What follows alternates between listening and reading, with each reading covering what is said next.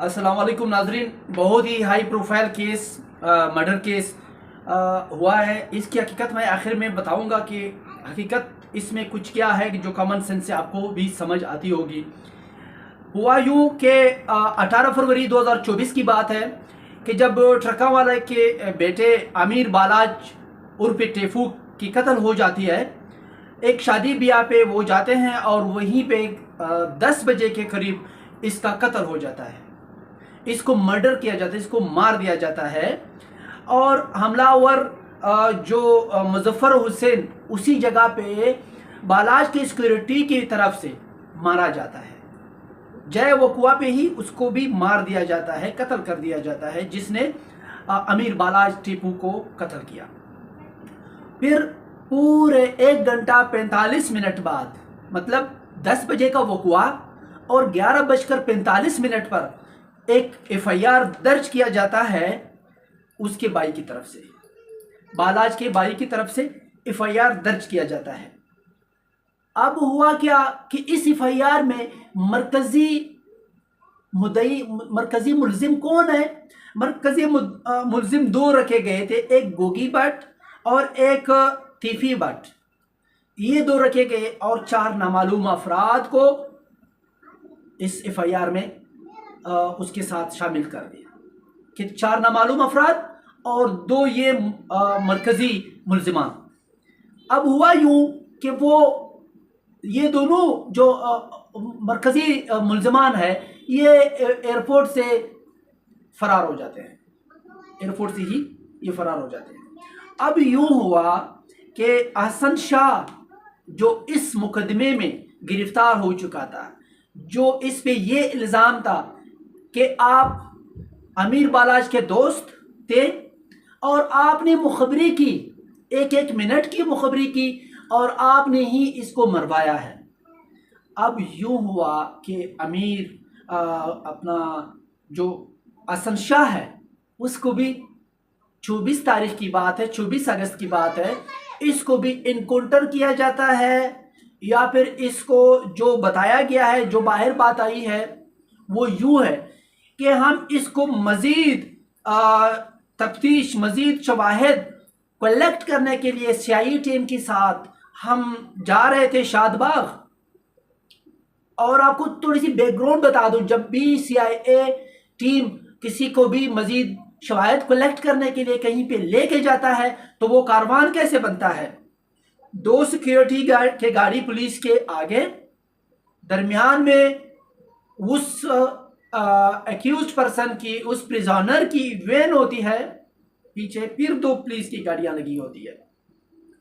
बात यूं निकल आई है कि हसन शाह को छुड़ाने के लिए अपने दोस्तों के साथ उसका भाई अली रजा मिलकर क्रॉस फायरिंग किया और हसन शाह को गोली लगी और हसन शाह को अपने भाई ने मार दिया।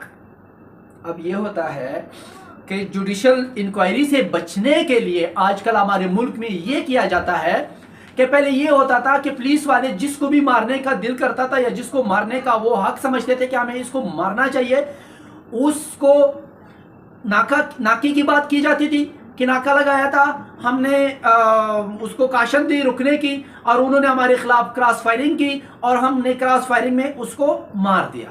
पुलिस पे डायरेक्ट बात आ जाती थी।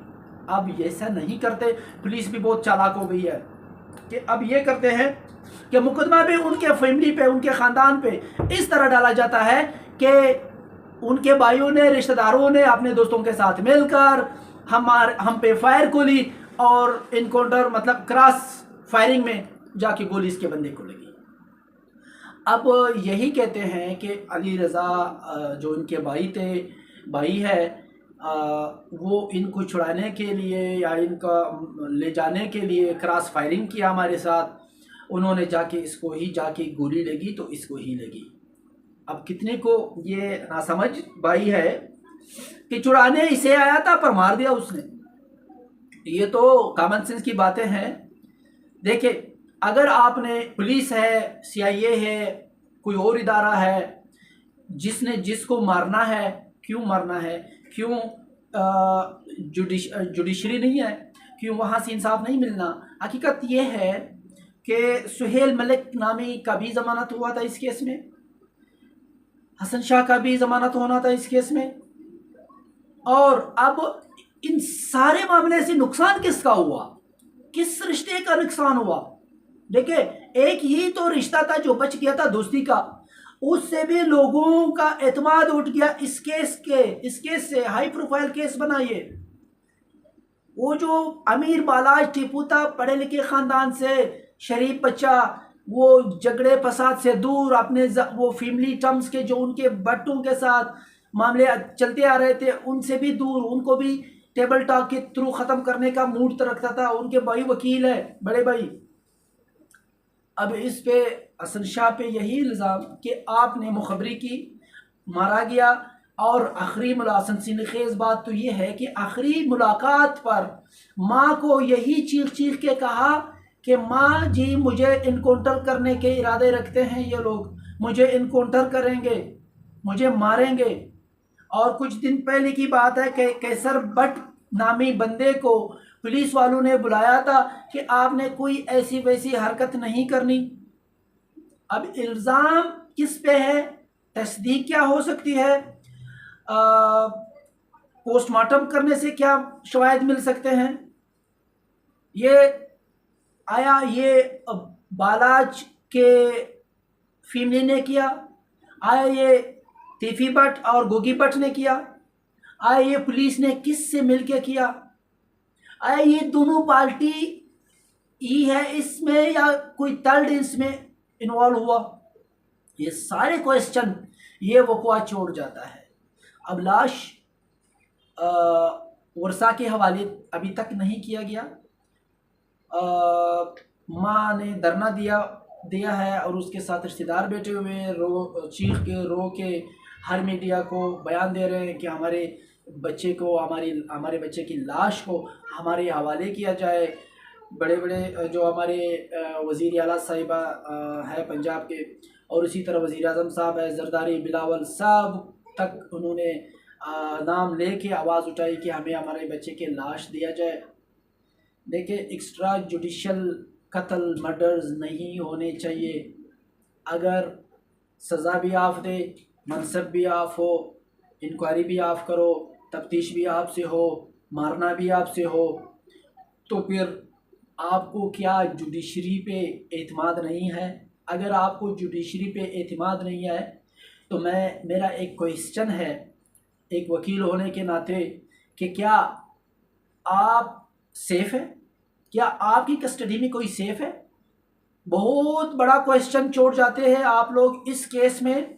हसन शाह की कत्ल आप तमाम इदारे पर, पुलिस या ये इदारे पर एक बहुत बड़ा क्वेश्चन मार्क है कि आपके होते हुए आपकी कस्टडी में आप एक मजीद तफ्तीश के लिए एक बंदे को लेके जा रहे हो, वो सेफ नहीं है, उसको सेफ्टी नहीं दे सकते। फिर मैं सेफ हूँ, अवाम सेफ है, गरीब सेफ है, अमीर सेफ है, कौन सेफ है?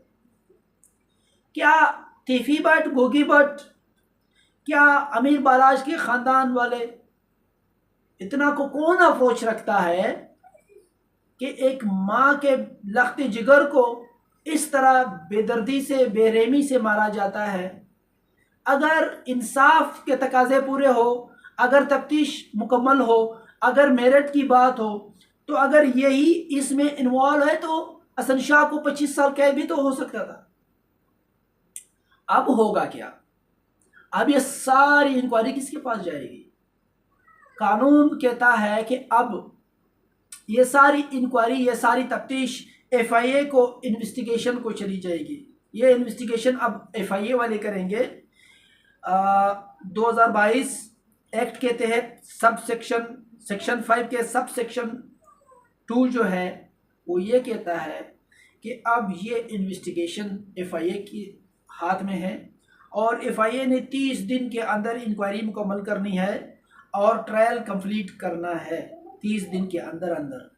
अब ये भी इंतज़ार है हमारा कि वो 30 दिन में होता क्या है, नहीं तो बहुत ख़तरे की घंटी है कि ना मैं सेफ हूँ, ना मेरे बच्चे सेफ है, ना आप सेफ है, ना आपके बच्चे सेफ है।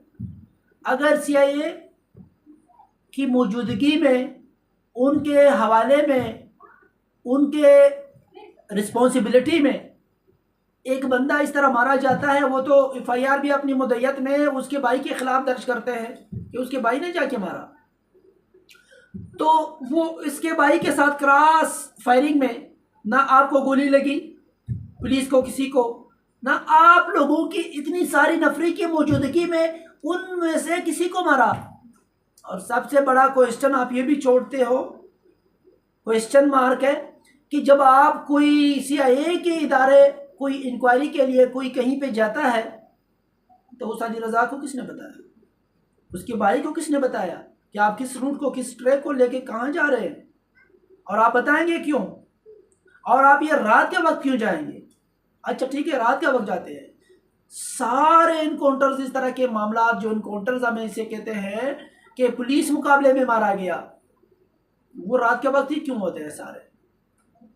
ये सारे क्वेश्चन आप छोड़ते हो, ये सारी गफलत है, हमारी आंखों पे पट्टी बांधी जा रही है और हम बिना कोई सोचे समझे, बिना कोई तस्दीक किए हम भाग जाते हैं। जो भी बात निकल आती है हम उस बात के पीछे सोचते ही नहीं है। हम ऐसा कैसे हो सकता है? बात तो ठीक है, मान लेते हैं 5 मिनट तक, लेकिन क्वेश्चन मार्क कौन कौन से हैं? उसको, उन क्वेश्चनों को हम एलाबोरेट क्यों नहीं करते? हम क्यों नहीं पूछते? हम किससे डरते हैं? हम क्यों डरते हैं? कितने सारे क्वेश्चंस हैं। क्रॉस फायरिंग में कोई, किसी को नहीं लगी फायर सिवाय उस हसन शाह को जो उस केस में वांटेड था, ना पुलिस को, ना किसी वो मुखालिफ पार्टी को जिन्होंने क्रॉस फायरिंग की, ना वो गिरफ्तार हुए, सही सलामत चले भी गए। अब तो 30 दिन में FIA वाले सारे CDR निकाल कर, और अब मेडिकल रिपोर्ट क्या कहता है वो भी सामने आ जाएगा, पोस्टमार्टम भी सामने आ जाएगा। वो क्या कहता है, कितनी दूर से गोली लगी, किस चीज़ की गोली लगी, कितना वाउंड बना, कितने फासले से वो वाउंड बनता है, ये सब कुछ अब वो भी आ जाएगा अगर मेरिट पे किया जाए। तो फिर हम भी देखते हैं कितने हाई प्रोफाइल केस में क्या कुछ होता है। अल्लाह आप सबका, हम सबका हामी व नासिर हो। अल्लाह करे कि मेरिट की बात हो और जालिम को सज़ा मिले जिसने भी जुल्म किया। जुल्म तो हो रहा है, चाहे वो अमीर बालाज टिपू की कत्ल है वो भी जुल्म है, चाहे संशाह की कत्ल है वो भी जुल्म है, चाहे इससे आगे पीछे जो होते हैं जुल्म आखिर जुल्म ही है। सारी आवाम बहुत बेबस नज़र आ रही है कि आहिस्ता आहिस्ता एक एक के साथ होता आ रहा है, पर हम कुछ कर नहीं सकते। अल्लाह हाफ़िज़, अल्लाह के हिफ्ज़ व अमान में रहे।